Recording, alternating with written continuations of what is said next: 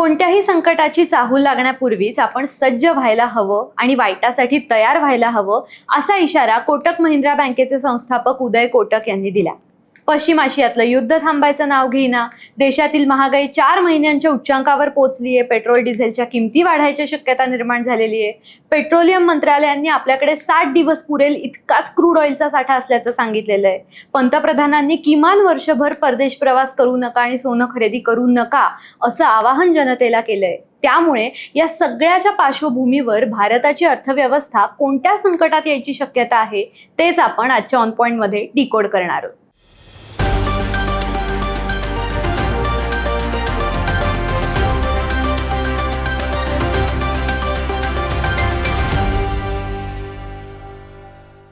भारताची इकॉनॉमी संकटात आहे का, संकटात येऊ शकते का, ते जाणून घेण्यासाठी आपण वन बाय वन एक एक फॅक्टर डिकोड करूया.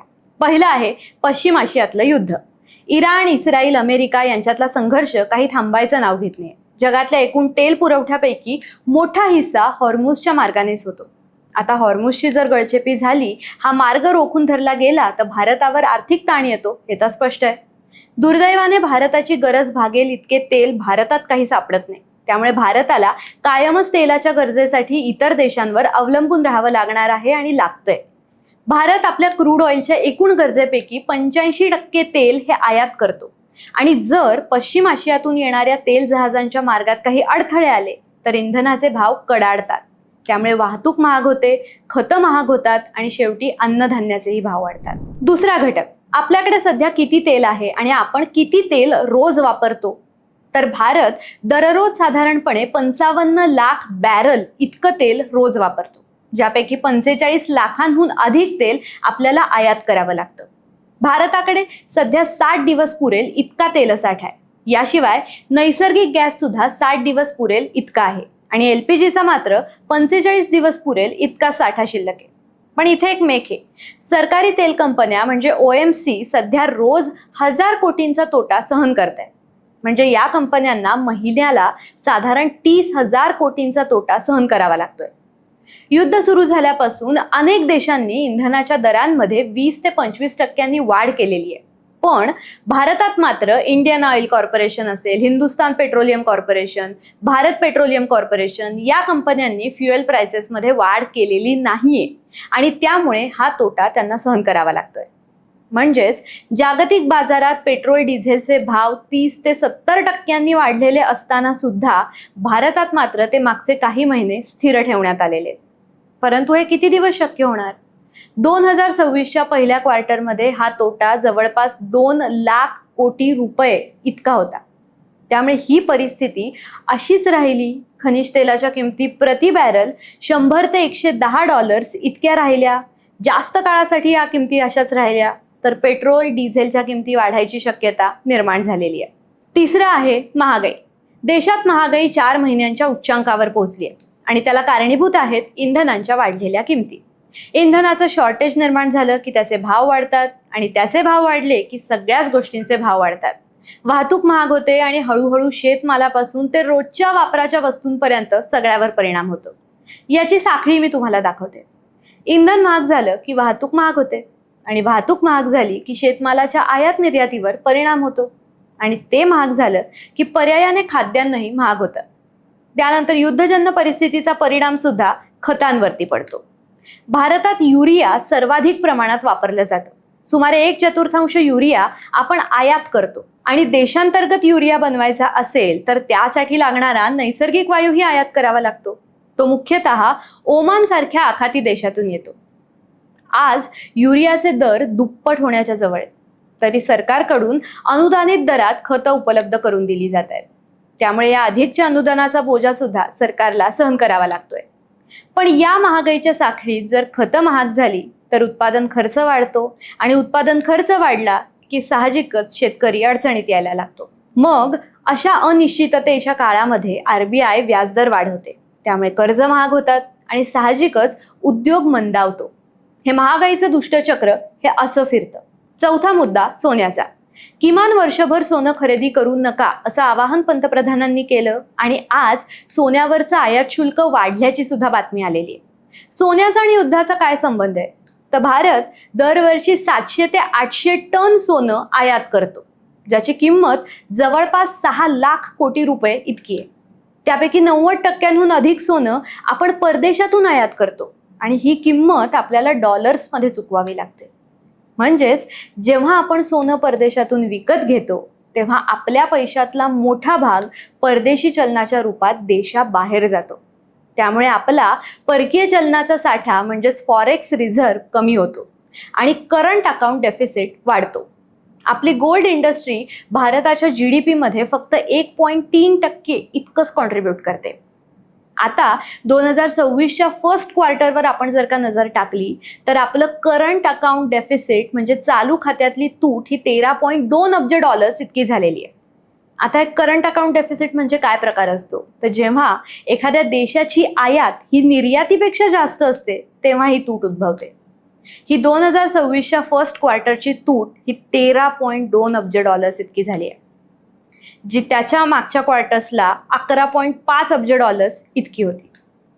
आणि या फक्त सोन्याच्या आयातीचा GDP मधला हिस्सा 2.1% इतका आहे. त्यामुळे सोनं आपल्याला अजूनच नुकसानीत घेऊन जाऊ शकतं. आता आज आलेल्या बातमीनुसार सरकारनं सोन्यावरील आयात शुल्कात 6% 15% वाढ केलेली आहे.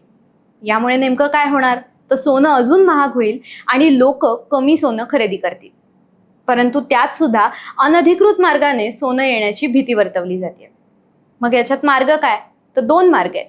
एक तर फिजिकल गोल्डपेक्षा गोल्ड बॉन्ड्समध्ये पैसे गुंतवणं आणि दुसरं गोल्ड मॉनिटायझेशन स्कीम. 1 बाय 1 आपण पाहूया. सोवरिन गोल्ड बॉन्ड मागची कल्पना ही अतिशय सिंपल आहे. फिजिकल गोल्ड विकत घेण्यापेक्षा तुम्ही सोन्याच्या किमतींशी लिंक असलेल्या बॉन्डमध्ये इन्व्हेस्ट करू शकता. यात तुम्हाला व्याज मिळत राहणार आणि जर बॉन्ड मॅच्युअर होताना सोन्याच्या किमती वाढलेल्या असतील तर त्याचाही फायदा गुंतवणूकदारांना होणार. या बॉन्ड्समुळे आपलं सोनं आयात करण्याचं प्रमाण हे कमी होईल असं सरकारला वाटत होतं, पण हे एका लिमिटपर्यंतच वर्क झालं आणि नंतर सरकारचाच यावरचा खर्च वाढला आणि त्यानंतर त्यांनी हे बॉन्ड्स इश्यू करणं बंद केलं. आणि दुसरं गोल्ड मॉनिटायझेशन स्कीम.